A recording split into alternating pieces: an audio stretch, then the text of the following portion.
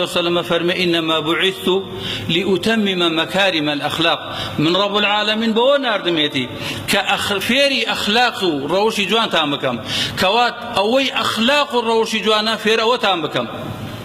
جاگر إنسان جاهل بو بجهلكي سيري شتي چاگك علي أمتشيه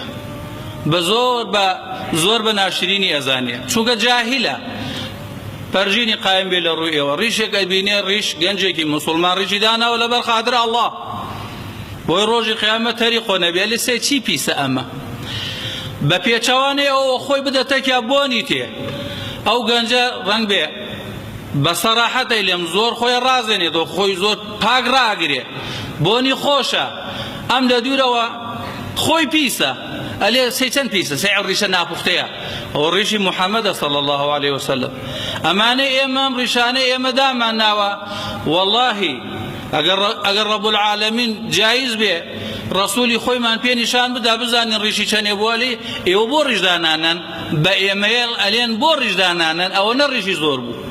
سوق الصحابة فرمي أبو هريرة فرمي لفتح مكة بيغمر صلى الله عليه وسلم سريا ودا قردبو ريشي لبان ناوكيبو للاين خواروا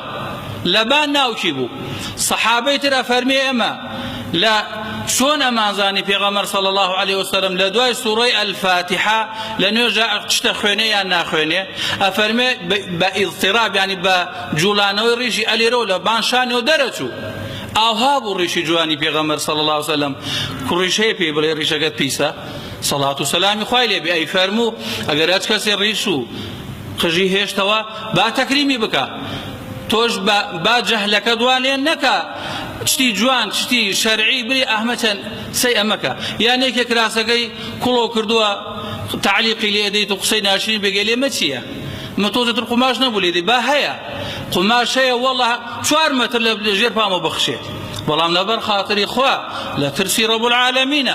تطبيقا بوسط ندي رسولك يا فرمي ما أسفل الكعبين من الإزار ففي النار لهدو قاپ قلتان وبخوار وبكراستان لا أقرايا بويا إنسان كجاهل بو اشتي حسن بناش